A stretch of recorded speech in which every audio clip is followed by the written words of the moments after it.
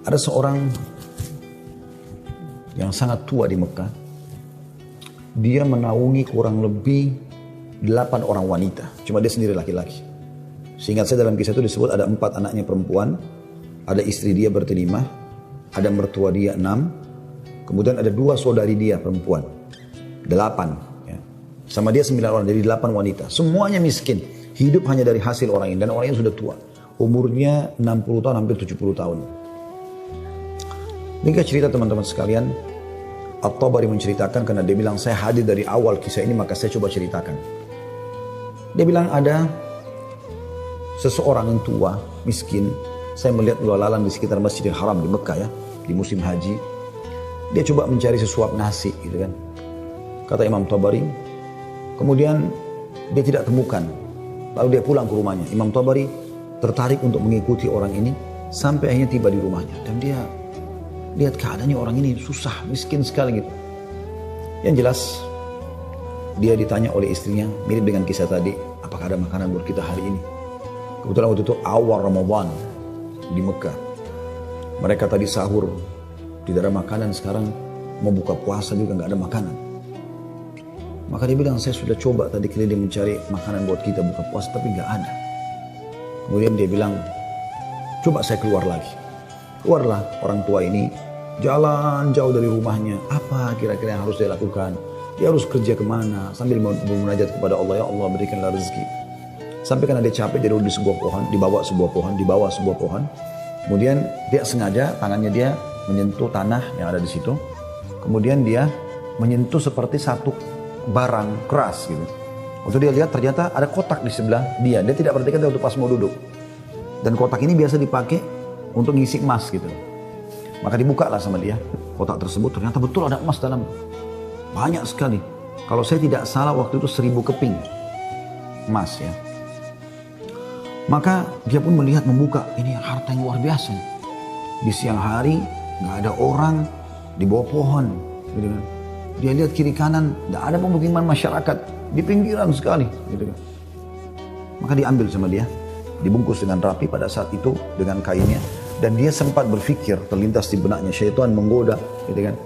Kau orang miskin, kalaupun kau tidak mau mengambil semua, ambillah minimal 1 batang emas atau 1 koin dinar emas ya, yang kau bisa infakkan untuk buka puasa keluargamu. Tapi dia melawan sambil dia mengatakan, tidak bisa, ini bukan hak saya.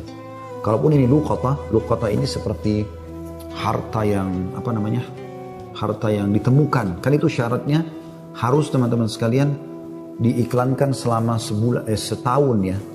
Selama setahun Anda iklankan. Kalau sudah setahun baru bisa mungkin jadi hak milik Anda ya. Yang jelas teman-teman sekalian, dia pulang ke rumahnya. Lalu kemudian dia rencana tidak mau sampaikan kepada istrinya. Terus istrinya rupanya karena membuka pintu melihat ada di tangannya sesuatu. Maka istrinya bilang, apa kau sudah bawa bekal buat kami? Kata dia, nggak ada. Lalu kemudian dia mengatakan, tapi apa itu?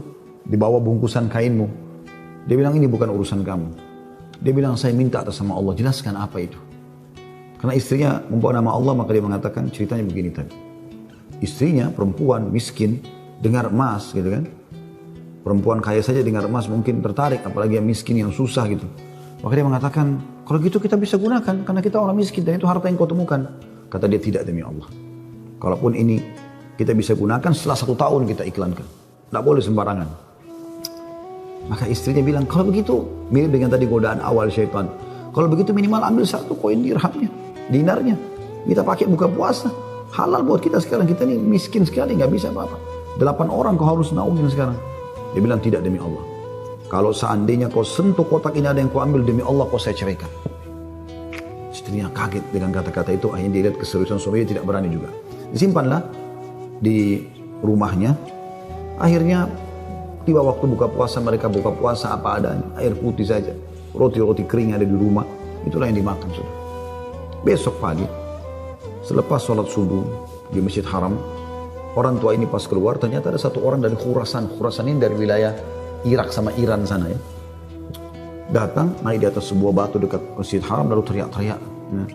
Dia mengatakan, wahai muslimin, wahai orang-orang yang sedang haji, wahai hamba-hamba Allah, saya kehilangan sebuah kotak emas, kotak isinya 1000 dirham emas, 1000 dinar emas. Siapa yang menemukan, tolong kembalikan kepada saya dan semoga Allah balas kebaikannya dengan pahala dan pengampunan dosa, peninggian derajat dan seterusnya. Rupanya si orang tua ini dengar, kotak ini dia yang temukan kemarin, tapi dia juga butuh. Maka dia mengatakan, wahai Khurasani, Khurasani kayak orang dari Khurasan, dia tahu ini dari Khurasan, mungkin dari face wajahnya gitu kan, mirip-mirip orang Khurasan. Wahai Khurasan, kalau ada orang yang temukan, berapa kau kasih dia? Kemudian kata orang tersebut gitu kan, Khurasan itu, berapa kira-kira dia minta? Kata orang tua ini, minimal aku kasih dia setengahnya. Kata orang Khurasan, tidak bisa. Kalau begitu, kasihlah berapa yang kau mau. Mungkin 1/10-nya, 10% maksudnya. Kata orang Khurasan, tidak bisa. Dia kembalikan karena Allah dan saya doakan supaya dapat pahala di sisi Allah. Dia miskin. Ini hari kedua Ramadan. Sahur sama buka puasa kemarin pas-pasan cuma dengan roti kering dengan air putih. Sudah tua, umurnya hampir 70 tahun. Mau kerja di mana? Di rumahnya sudah ada emas yang begitu banyak. Godaannya luar biasa. Ya. Maka orang ini pulang ke rumahnya lalu dia mengatakan, wahai istriku, aku sudah temukan pemilik emas ini. Kata istrinya, alhamdulillah kalau begitu. Bagaimana perkembangan? Tapi saya minta sama dia supaya dia bayar sesuatu. Terus negosiasi dia tanya mau berapa? Saya bilang sekitar setengahnya, dia nolak. Ya, sepertiganya menolak, seperempatnya menolak. Sampai saya terakhir tekankan 1/10-nya saja. Dia juga nggak mau. Dia hanya mau doakan saja. Kata istrinya, coba kau kembali ke dia, siapa tahu dia masih mau negosiasi. Ya kan? Dia bilang baiklah. Dia kembali lagi, ketemu lagi sama orang tadi, gitu kan, di hari yang ketiga sekarang. Maka orang itu sama orang Khurasan naik ke atas batu yang sama dekat Masjid Haram. Wahai muslimin, wahai orang-orang yang haji, wahai hamba-hamba Allah, ada nggak menemukan peti saya isinya 1.000 dinar emas, gitu kan?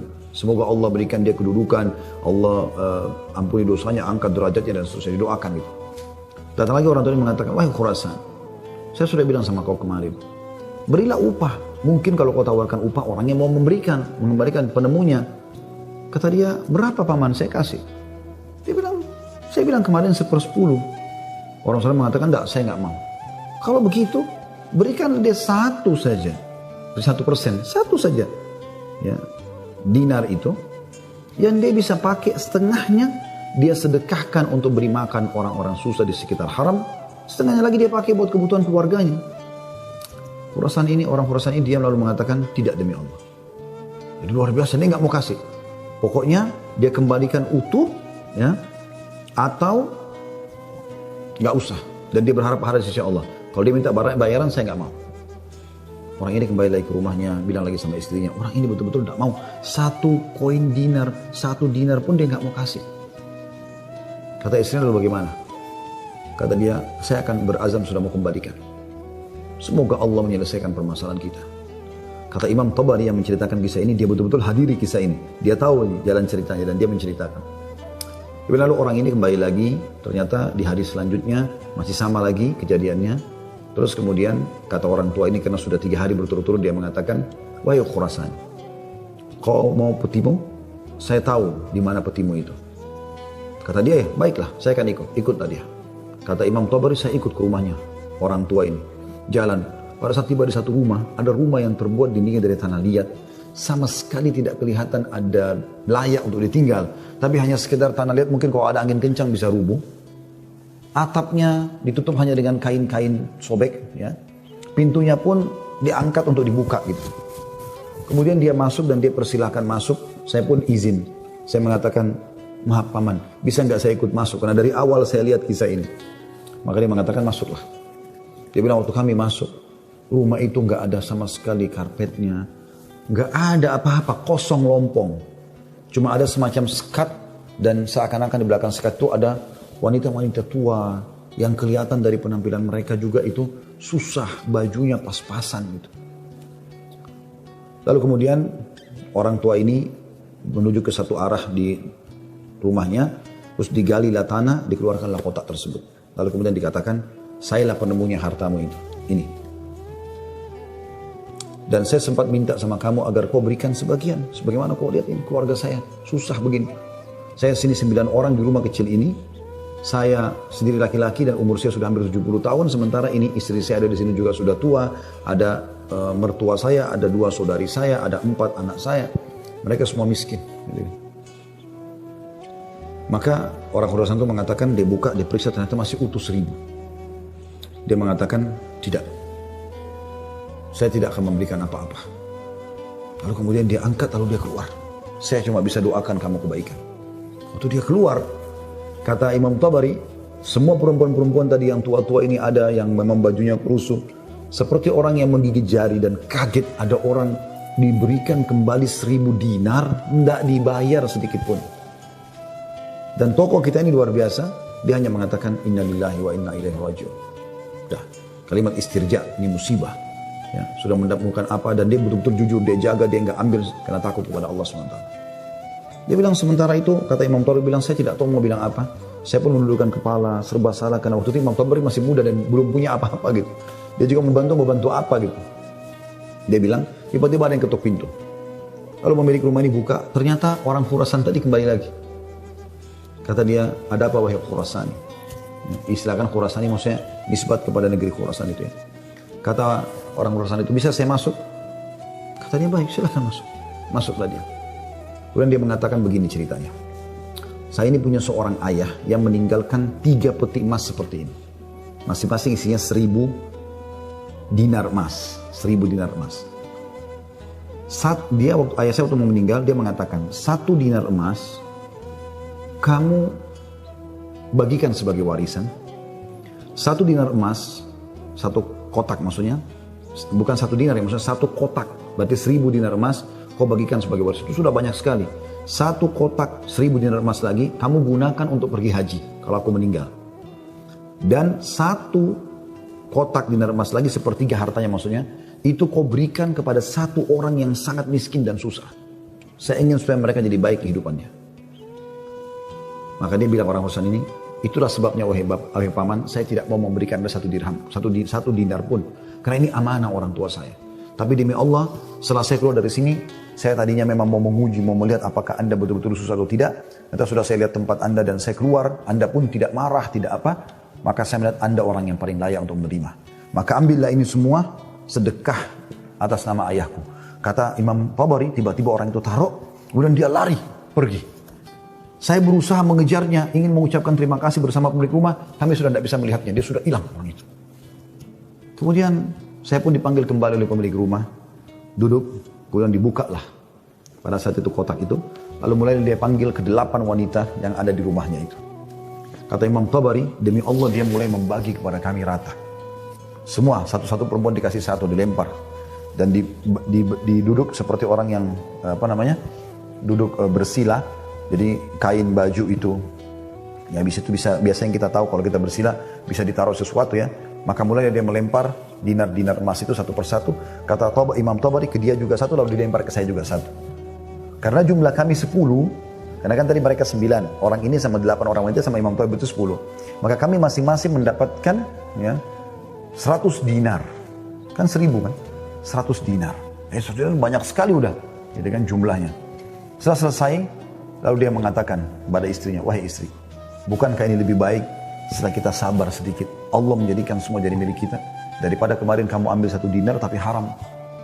Kemudian dia balik kepada saya, kata Imam Tabari, dan dia mengatakan, demi Allah, baju ini yang saya pakai, dia bilang, hanya ini baju yang utuh di rumah kami. Sebagaimana kau lihat baju-baju ini semua yang dipakai oleh keluargaku, tidak ada yang layak dipakai sholat. Jadi kalau waktu sholat tiba, saya sholat dulu, kemudian saya sembunyi di satu tempat, baju ini saya buka, dipakai oleh istri saya, dipakai sholat. Habis itu dibuka, dipakai sholat oleh mertua saya, dibuka, dipakai sholat oleh saudari saya, oleh anak saya. 1 baju. Kata Imam Tabari, saya berterima kasih padanya, kemudian saya pergi. Saya menemukan harta itu sangat berkah dalam hidup saya, dia bilang. Dan saya pada saat itu ingin berterima kasih, saya ingin membeli sesuatu yang bisa dipakai buka puasa, maksudnya datang ke tempatnya dia. Saya temukan ternyata perempuan-perempuan yang tadinya mereka bajunya kumuh, sudah berganti baju, mereka bawa makanan-makanan, mereka buka puasa dengan light. Kemudian saya pulang, dia bilang, kata Imam Tabari.